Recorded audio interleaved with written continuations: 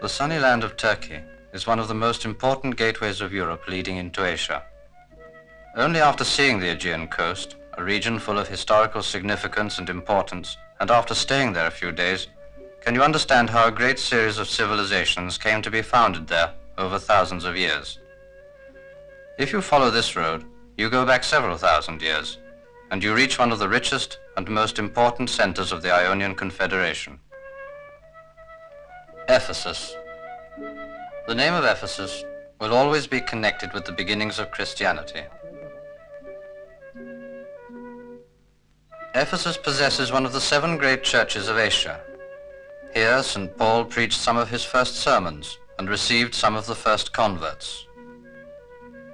Here St. John is believed to have brought the Virgin Mary, entrusted to his care by our Lord.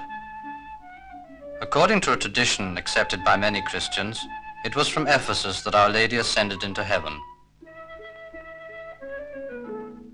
Pope Benedict XIV, a highly regarded church historian, before it was known that the house of the Virgin was one day to be found here, wrote that Our Lady ascended into heaven from Ephesus.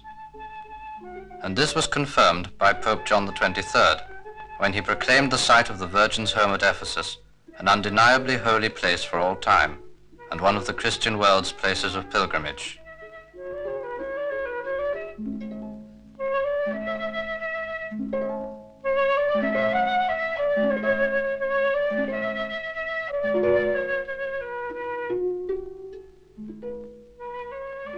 Perhaps the greatest day in the story of Ephesus, since the visit of St. John himself, was the recent visit of Pope Paul VI, as it were, renewing the message of St. John's letters to the 7 churches of Asia.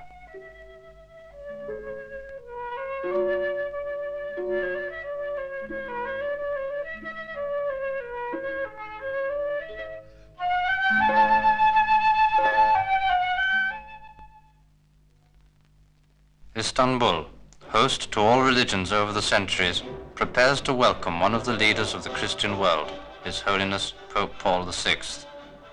After the representatives of the Turkish Republic, here the President, Prime Minister and Foreign Minister, leading clergymen of many religions, united in the desire for peace and brotherhood, prepare to meet the Pope at Yeşilköy Airport.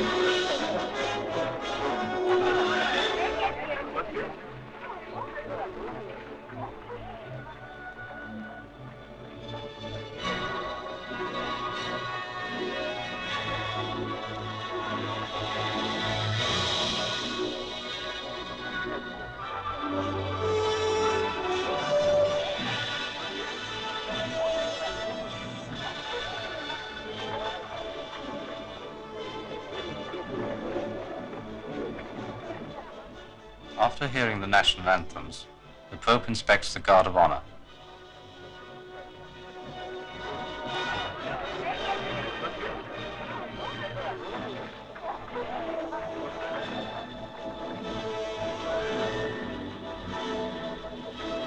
The Vatican's first wish is peace on earth, and the Pope's first words were, "Mankind must live together in brotherhood and learn to live in peace." A wonderful example of this is now set in Turkey, as in this secular republic, the Oriental and Occidental churches, separated for centuries, embrace one another. Eastern and Western Christianity, hand in hand, make the first happy steps towards unity.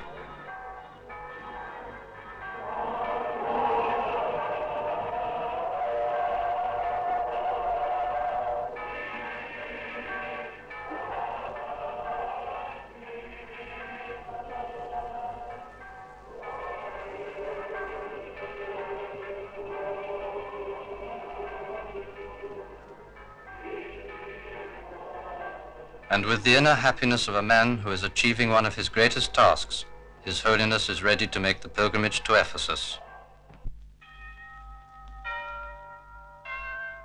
This basilica, built in honor of St. John, the disciple who brought Our Lady here to Ephesus and to safety from the persecution of the Christians in the Middle East, is now visited by His Holiness.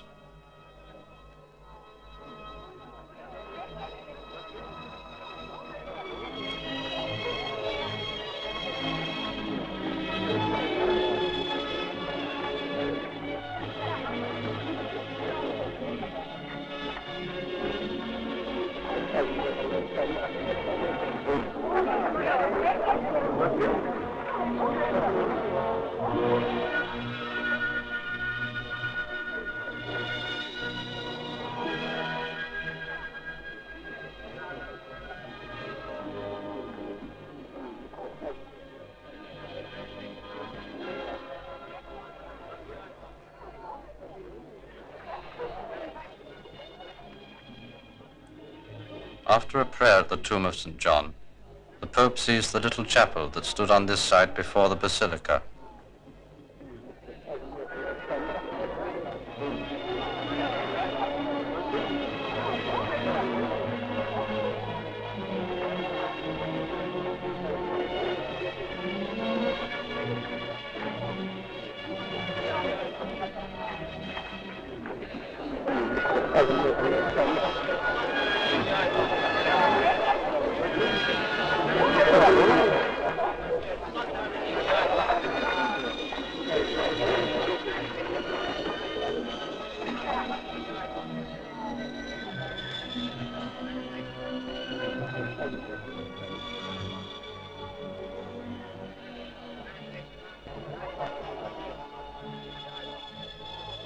Christians, Muslims, people of all religions visit with reverence the house of Mater Dolorosa, the suffering mother.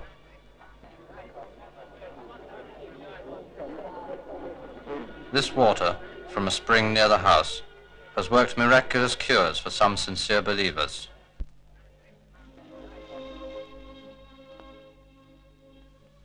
In front of Our Lady's statue, His Holiness kneels and prays.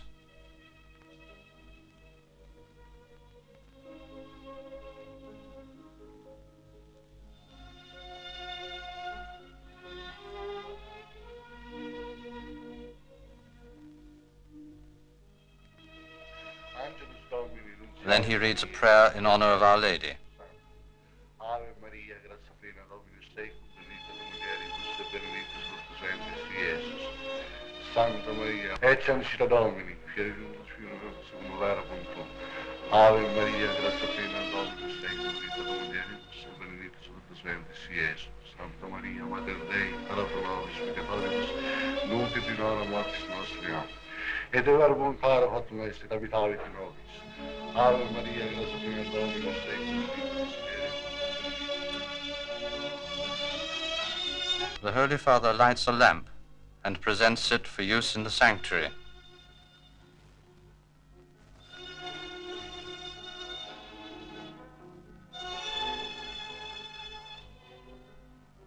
Then he signs a book to commemorate his visit. From the very first days of mankind, men of all peoples have felt the need to believe in a creator, in a being greater than themselves. And the man who grows up in today's society is alone with his conscience and is free to accept or to reject the message of religion.